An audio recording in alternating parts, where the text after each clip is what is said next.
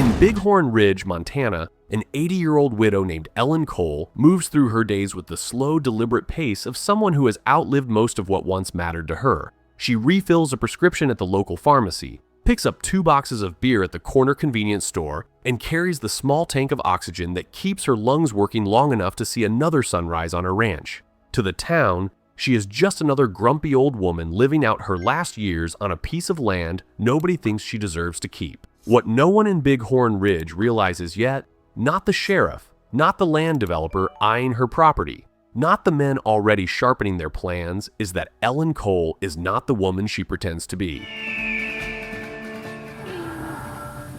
Across town that same afternoon, the local sheriff, a man named Winston, catches a young woman named Abigail Cochran slipping chocolate bars and packs of beef jerky into her coat at the convenience store. Abigail is not a thief by nature. Her drunken father has recently died, she has no family left, and she is trying to gather enough food to leave Bighorn Ridge for good. Winston takes pity on her instead of arresting her. He lets her go with a warning and orders his deputy, a young officer named Henry Darr, to drive her to the city limits. Henry tries to make conversation on the ride out. Abigail shuts him down before he can finish a sentence. He drops her off near a gas station and drives away, leaving her to figure the rest out on her own. Inside the gas station, 2 men named Kyle and Dwayne notice the young woman trying to hitch a ride and decide she looks like an easy target. They circle her, offer her a lift, refuse to take no for an answer. Abigail says no again. They keep pushing. And that is when Ellen Cole steps out of her truck. She offers Abigail a ride instead. Abigail accepts. But Kyle and Dwayne are not the sort of men who let a stranger walk away from something they have already decided is theirs. They try to stop the 2 women from leaving. What happens next takes about 6 seconds. Ellen puts both men on the pavement with a calm, mechanical efficiency that has nothing to do with luck. Abigail stares at the old woman she has just met, unable to make sense of what she has just seen. She thanks her and she climbs into the passenger seat.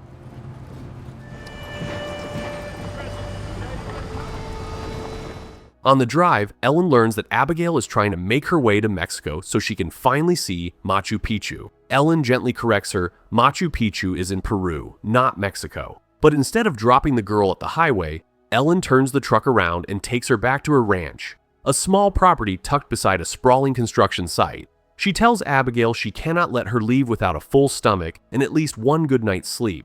Abigail hesitates. Then, tired in a way that has nothing to do with the road, she agrees. That night after dinner, the 2 women share a conversation that neither of them expected. Ellen tells Abigail that her father used to come by the ranch and help around the property after Ellen's husband passed away. Abigail's eyes grow soft. She tells Ellen how her father started drinking heavily after Duke's construction crews came to town to build the dam. He had loved the creek nearby, she says. When the construction destroyed it, something in him broke. Eventually, he wandered out to the dam alone, ducked his head under the water, and drowned. Abigail is tired of the town. She wants to see the world. Ellen tells her gently that travel can broaden the mind, but a home to come back to matters just as much. To lighten the mood, she jokes that the 2 of them are both orphans now. They laugh together, and for one quiet moment, the sadness between them feels a little easier to carry. Yeah, seems that way. Me too. The next morning, a black limousine pulls up to the ranch. Out steps Richard Duke, a powerful land developer with the practiced smile of a man who has never been told no, followed closely by his right-hand man, Mitch Clay. Duke wants Ellen's ranch. He wants it for a resort project he has been planning for months, and he has come prepared. He offers Ellen a large sum of money. He offers her any available home in Duke Estates. He offers her a lifetime VIP membership. Ellen coldly refuses. Duke pushes harder, his voice tightening. Ellen makes it clear that as long as she is still breathing, her land is not for sale at any price. Furious, Duke marches back to his limo and orders Mitch to get the old woman off the property, no matter what it takes. That evening, Ellen quietly fills Abigail's backpack with supplies for the journey ahead. She tucks a hunting knife inside for protection and tells the girl to be smart and stay safe. Abigail is touched in a way she cannot quite explain. She thanks her. But later that night, Kyle and Dwayne, both on Duke's payroll, break into the ranch. Their plan is to make Ellen's death look like an accident. Dwayne begins tampering with the stairs. Then Ellen hears the noise. What is a former killer supposed to do when the past comes crawling back through her own front door? Keep your voice down, man.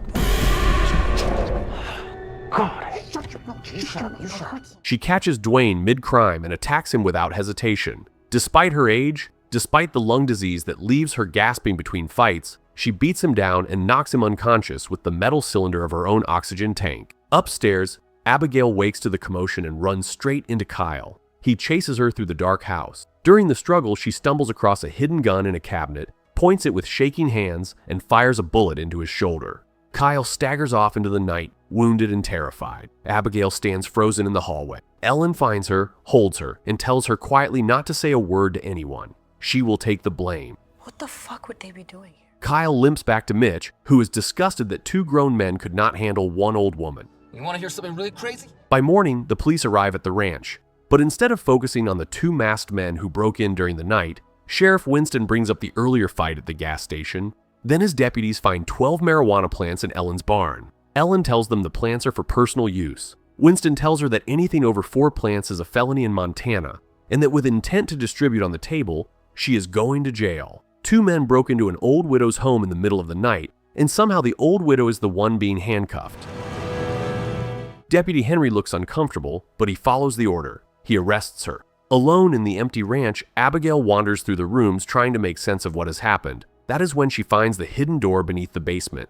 Inside, laid out with the neatness of a life carefully filed away, sits a collection of guns, several different passports under several different names, and old photographs of Ellen in military uniform. Abigail begins to realize that the woman who saved her from 2 thugs at a gas station may have been something much more dangerous than a rancher. Sure be a shame if something happened to it. How's the nose, shithead? At the police station, an officer compliments the fierce tiger tattoo running up Ellen's arm, calling it badass, and even shows her his own Taylor Swift tattoo for comparison. Nearby, Dwayne threatens Ellen's house from across the room. Ellen only mocks the bandage on his broken nose. Dwayne is bailed out within the hour. Ellen is left sitting in a holding cell. She demands that Winston send officers to protect her ranch. She tells him plainly that Duke is behind the break-in. Winston brushes her off. She accuses him of working for Duke, and she asks him one last time whether he has any intention of doing his job. Winston coldly tells her no. Outside, Kyle and Dwayne load cans of gasoline into their truck. They are going to burn Ellen's home to the ground. Yeah, the Temple of Boom. Back at the station, Henry starts to feel the weight of what is happening. Worried, he carries Ellen's oxygen tank down to the holding cell and finds her lying on the floor, gasping for air. He rushes in to help her. In one clean motion, Ellen takes his gun, locks him inside the cell, and walks out. She grabs another officer by a single finger, twists him to the ground, turns a taser against a female deputy who tries to stop her, and drops both officers before they can pull a trigger. Then she disappears out the back door of her own police station. She races home. Once there, she presses the truck keys into Abigail's hand and tells her to leave before the police arrive. She tells the girl she will be fine. Abigail refuses to abandon her. Soon, the cruisers pull up outside. Ellen calmly waits for them on her front porch. Winston steps forward and raises his gun. Ellen disarms him with an ease that turns the moment into humiliation, then drops him to the dirt in front of his own deputies. Furious, Winston orders his men to bring out the bigger guns.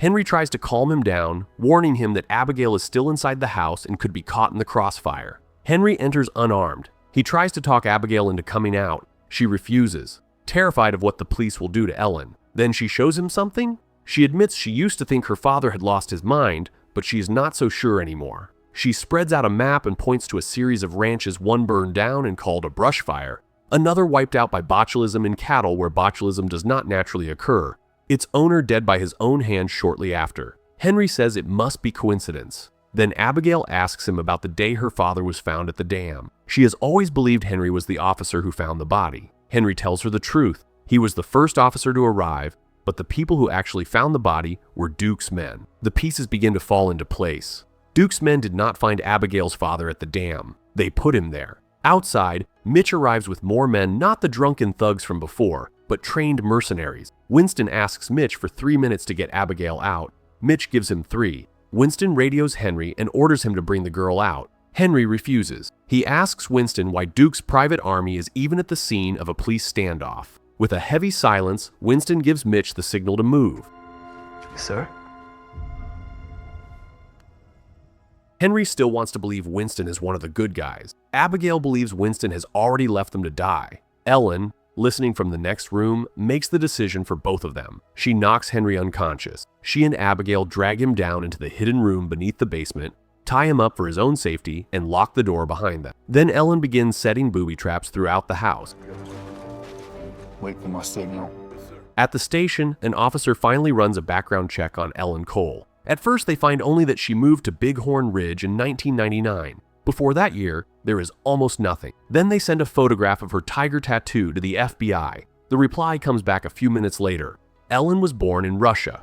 She was a KGB agent once, known in her prime by the codename Sword and Shield. She did not simply know how to fight, she used to kill people for a living. Torres asked his FBI buddy about them. Speak English. What does that mean exactly? She used to kill people. As the mercenaries fan out around the back of the house, Dwayne finds a wall of practice targets in a shed. Every shot has hit dead center. His face goes white. The men try to ram a car into the front of the ranch to force an entrance. Ellen shoots the tire out before they get close. Around the back, her booby traps begin catching mercenaries one by one. Dwayne, terrified, turns and runs, abandoning his men in the woods. Mitch orders the rest to open fire on the house. Bullets tear through the walls, driving Ellen into cover. Kyle pushes through the front door and is sent flying across the lawn by another trap.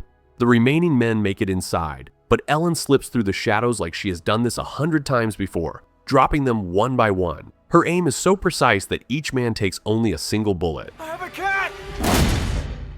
Downstairs, Abigail cuts Henry loose just in time. A mercenary breaks in and opens fire. Henry fights back and is overpowered. Abigail knocks the man out cold with a baseball bat.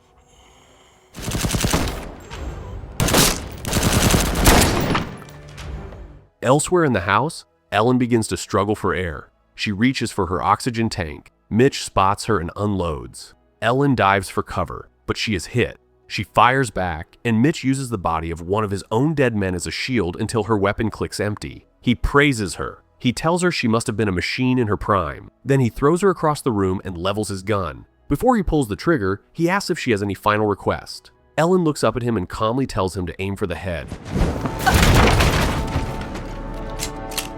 Any last requests? Aim for the head. What? I'm not talking to you. Mitch turns. Henry is standing behind him, gun raised. A little later, the three of them tie Mitch to a chair and start asking questions. Why now? They ask him. Duke is going to seize the property through the county in less than a year anyway. Why does he need Ellen dead this month? Mitch tells them the truth. Duke owes a lot of money to dangerous people. If the resort is not built by next summer, he is finished. Abby, did you kill him? People like you and me. Answer the fucking question! Grandma. Medication. Ellen's lung disease begins to worsen. Abigail rushes to help her with her medication. In the shuffle, she knocks a wine opener off the table without noticing. Mitch does not miss it. He palms the tool and hides it out of sight. While Abigail tends to Ellen in the next room, Mitch begins working on Henry. He reminds the deputy that Winston left him behind to die. Henry loses his temper. He gets too close. Mitch drives the hidden tool into him and takes his gun. By the time Abigail and Ellen come running, the house is already on fire, and Mitch is walking out the door with Henry as a hostage. Ellen unloads her weapon at his back in fury, but he makes it outside. His remaining men surround the ranch and open fire, making sure no one leaves alive. The three of them retreat into the hidden room beneath the basement, gather a few supplies, and escape through a tunnel Ellen dug long before any of this began. Outside, Mitch and his men watch the house burn, satisfied that everyone inside is dead. Ellen looks back at the flames swallowing the only home she has ever built and feels something break inside her. By morning, Ellen leads Abigail and Henry through the forest to a truck she has kept hidden for years. As they drive away, she finally opens up. She tells them she never had a real home before Montana. The KGB picked her off the streets when she was a little girl and taught her how to kill. Later, she met her husband, and together they built a beautiful life on a piece of Montana land that felt, for the first time, like it belonged to her. Now the home is gone, and something in her voice makes it clear that this is what hurts most. They know that if they want to bring Duke down, they need proof. Abigail remembers that her father may have found something before he died. They drive to his trailer and dig through his things. There, hidden among the debris of a life she had grown ashamed of, they find evidence linking Duke's resort project to every one of the destroyed ranches on Abigail's map. That wasn't so bad. Oh my God. Wait, is that what I think that is?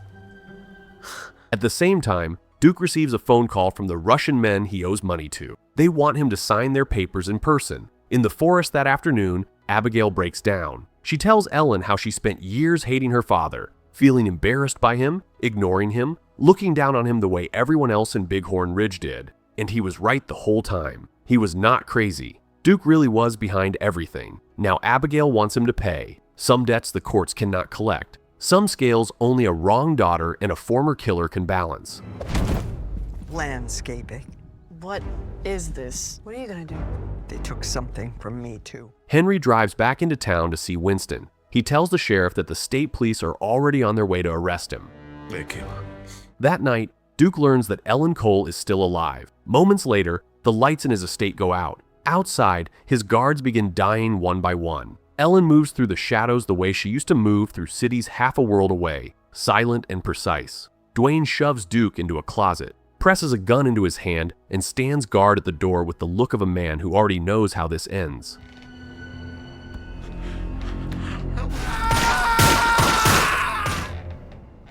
At the same time, Abigail plants explosives at the dam. Kyle appears out of nowhere. He tells her, cruelly and slowly, that he was the one who killed her father. He beats her while he says it, but Ellen's hunting knife is still tucked into Abigail's waistband. She pulls it out and buries it in his stomach, leaving him lying at the foot of the dam. Back at Duke's estate, every guard is dead. Someone approaches the closet. Duke panics and empties his gun through the door in one long burst.